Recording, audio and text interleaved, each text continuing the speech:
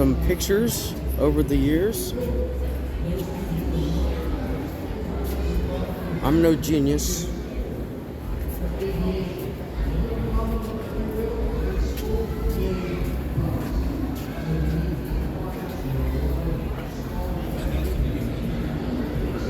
I used to be up here on the board. Hi. This is a picture of the airbase. We're right here. It stretches out that far. Wartime paper currencies. I know for a fact that's the United Kingdom.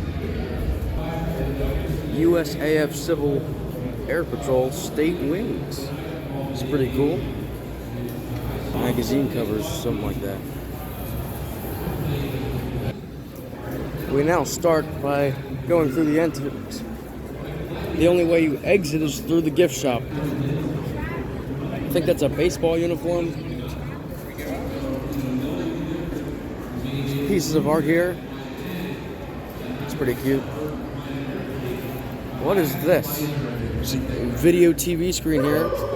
The surrender of German submarine U-858 in Cape May from 1945. So this is a video from 1945. I think this is something different though. It's also, as you can see, it's a German vessel. We're going to be covering everything that's here today, so stick around. Might be a little long, but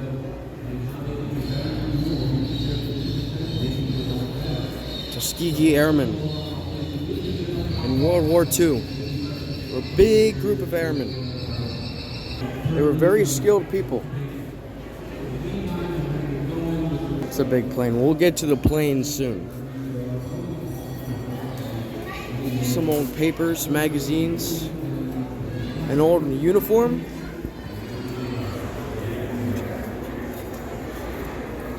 Please correct me in the comments if I get anything wrong. I am not perfect with this stuff. I don't know everything about this stuff, so.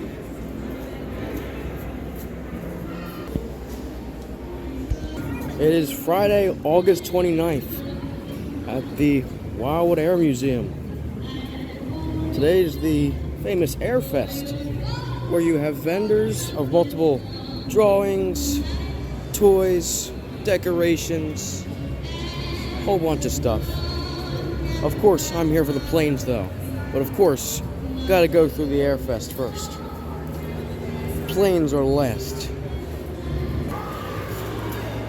This helicopter is from the Korean War, used with MASH units, Vietnam War era. Looks pretty tight in there.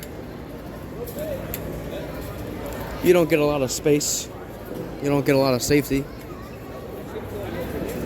There's barely anything holding it together.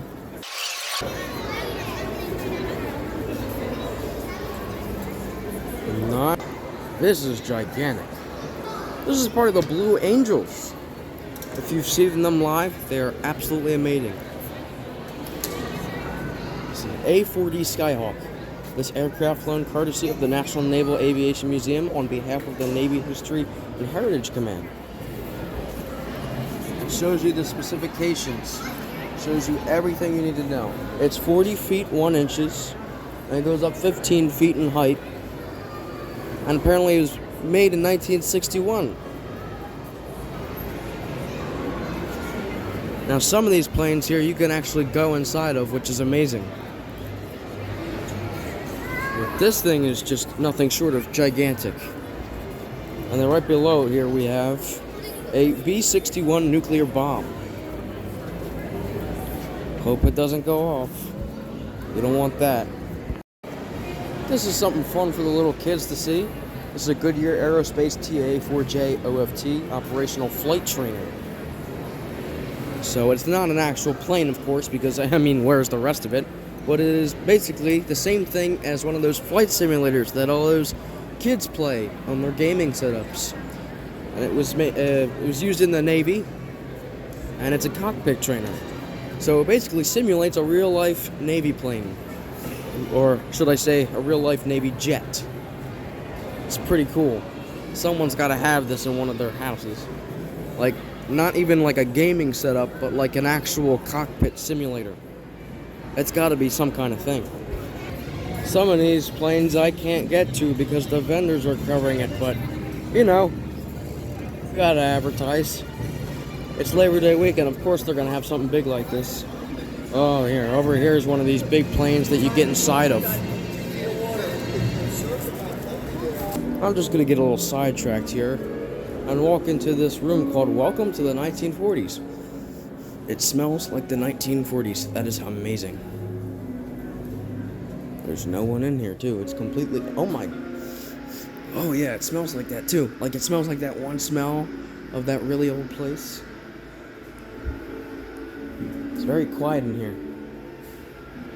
The Coca-Cola collection. And many of the items in the 1940s room, which is the room we're in now, have been provided through the generosity of the late Stuart B. Keene, who dedicated much of his life to historic preservation. Thank you, Stuart. Stuart B. Keene was the founder and benefactor of the 1772 Foundation. I'm familiar with that foundation, actually. This is pretty cool. So this is basically the older version of a Coke dispenser, or like a vending machine. So you pay your 10 cents. I wish Coca-Colas were 10 cents. Unfortunately, they're not anymore. And then you pay your 10 cents, and Coke comes out through this door. Oh, great. Oh, that's cool.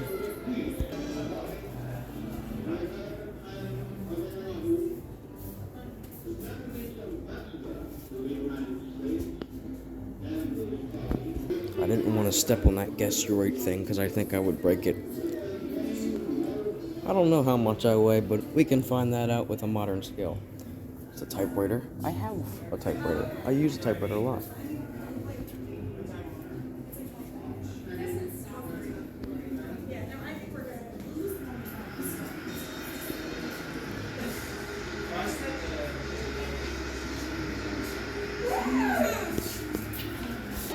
And there's another exhibit here right next to the 40s room that's also very empty right here, called In Memoriam. A whole bunch of old documents, letters. Oh, this is cute. These are love letters from people in the military to their spouses, to their family. There you go, Wildwood U.S. Naval Station. This is a community service banner. This hand-sewn flag has a blue star for each service member in the community. It has a gold star for each service member of the community killed in action. As you can see, there's a whole bunch of blue stars and 2 gold stars at the top. This 48-star flag has been donated to the museum.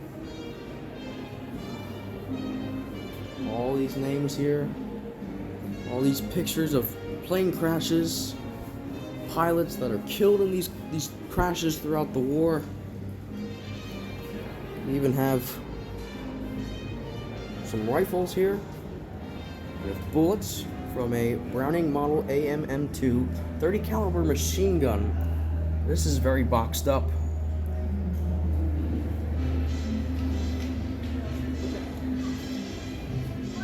Another rifle. Pretty cool. It's kind of like the community service banner that we saw in there. Prisoner of war. Silverware. Letters of book. License. Charles W. Sandman Jr., local war hero. Wow. Looks like he even appeared with President Reagan. And he was a congressman. Very nice. Got some U.S. Navy basic instruction. Instrument trainers. What is this? It's like another one of those flight simulators that we saw over there. First painted in 1929. World's first aircraft simulator. So this is even smaller than the other one I showed you. And it's very tight and closed in. I don't know if I can even fit in there. Just throwing cobwebs and stuff. Look at it. Just a quick peek inside. It's now a home for a spider, it looks like, because it's got a whole bunch of these little cobwebs inside. Here's the back where all of it would run. How all the switches were activated. That looks like one big mess. That's very interesting though. Used as a key pilot training aid by almost every combat nation. Over 10,000 Link trainers delivered. More than 500,000 U.S. pilots use this to train. And there's a picture of it with a trainee. Of course, I'm not going to enter this aircraft because it says please do not enter this aircraft. But I don't know if this is another one of them flight simulators or a real thing. Oh, okay. So this is an A7. I'm sorry if I pronounce this wrong. Corsair the second trainer. All right, so it's another one of those flight simulator trainers things. I'm going to show you the cockpit real quick. I can't go inside, but it looks pretty similar to all these other planes here. Very complicated. I don't think I could pick something up like that. Right next to it is this heli. It's a 18A or 18A, I don't know. Flymobile. That's a nice short and sweet name for it. It's very little, so it's not that big. You don't get a lot of space in the cockpit. You've got your co-pilot and your pilot here. You've got all your controls on the right, and I don't see if there's any on the left. It's very small. And year 1959 to 1965. This would be a great time to pause the video to read this, because my phone storage is in trouble after this. It's a very interesting helicopter. It looks much different like an average helicopter, which makes it even more interesting. But it's got the great colors. It's got the red, white, and blue. It looks awful cushioned in there, like a luxury helicopter or something like that. I don't even know what the heck is going on there. Whew, we're going under this wing. Each year I come here, I am afraid I'm gonna hit it. Oh look, it's a bomb. I hope you guys like bombs. I'm pretty sure that wouldn't blow up anymore if it's been contained like that for so long. Or it's a replica. It could be either one. But this ginormous plane right here is a T-28C Trojan. Year 1949. It's a trainer. Max weight 6,000 pounds. 6,000 pounds. Oh my gosh. Wingspan is 40 feet 1 inches. Kind of like that other Blue Angels jet over there. It is ginormous. I'll go on the other side for you.